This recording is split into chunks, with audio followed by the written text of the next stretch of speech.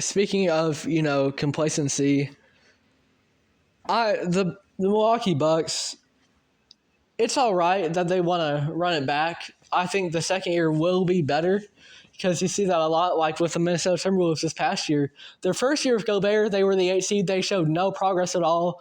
Oftentimes, it looked like they had gotten worse. But this year, you gave it time to settle, learn the game plan slowly, and they were a really good team this year. I thought they really had a chance at winning the championship, although they ultimately bowed out to the Dallas Mavericks in 5.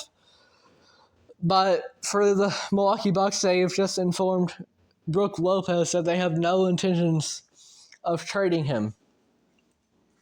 And I disagree with this because in the modern league, you can't get complacent. And a guy like Brook Lopez, how irreplaceable is he really? And we saw this team last year. Lopez, a couple years ago, he was a top 3 player in DPOY voting. I think he might have even been the runner-up. Lopez is still a quality player, but I don't know that he's necessarily what your team needs right now. So, just going down the lineup, you've got Damian Lillard, who's going to be a shooting guard for that team, probably, the Malik Beasley type, and, Chris Middleton, Giannis, and Brook Lopez. And to me, Lopez isn't that crucial to your team because Giannis himself is a great rim protector. And yes, Lopez can take some of that off of him by also being a quality rim protector. But it becomes a little redundant because guess what? Lopez doesn't have much of an offensive game compared to a guy like Giannis.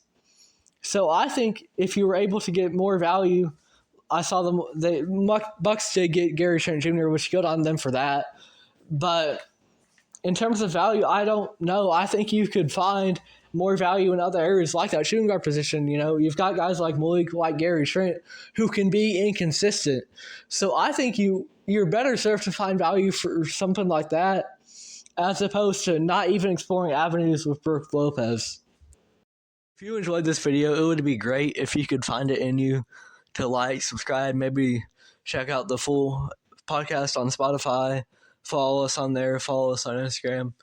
I know realistically this podcast isn't going to go anywhere ultimately, whether it's via the segments on YouTube or the entire podcast itself. But I want to get into the sports broadcasting business. I want to be able to promote thought-provoking discussions about the NBA, and I would love to do it via State of the Association.